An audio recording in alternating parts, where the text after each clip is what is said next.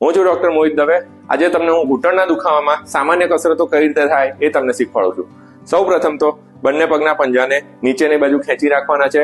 1 થી 10 સુધી ગણતરી કરવાની છે, પછી રિલેક્સ કરી દેવાના છે.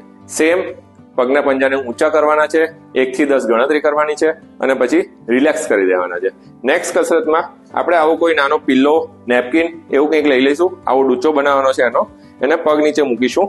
પગ નીચે મૂક્યા પછી આ એડી જમીનથી ઊંચી ના થવી જોઈએ અને પગને અંદર દબાવવાનો છે. આપણે જાતે દબાવવાનો છે. હું અત્યારે દબાઈને તમને બતાવું છું કઈ રીતે દબાવવાનો છે, પણ તમારે જાતે પ્રયત્ન કરીને દબાવવાનો છે કે જેનાથી આ તમારું ગાદી દબાય.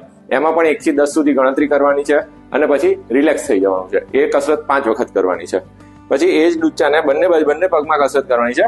એ જ વસ્તુને આપણે અહીંયા 2 પગ વચ્ચે રાખીશું અને 2 પગની વચ્ચે જોરથી દબાવવાનો પ્રયત્ન કરીશું. એનાથી પગના સ્નાયુઓ મજબૂત થશે. આ કસરત પણ 10 સુધી ગણવાની છે અને 5 વખત કરવાની છે. છેલ્લી કસરતમાં એક પગ પહેલા વાળી દેવાનો છે. અહીંયાના ભાગે તમારે થાપાના ભાગેથી પકડવાનો છે અને પગને ધીમે ધીમે ઊંચો લઈ જવાનો છે અને આ પોઝિશનમાં 1 થી 10 ગણવાના છે અને પછી એને ધીમે ધીમે નીચે લઈ આવવાનો છે.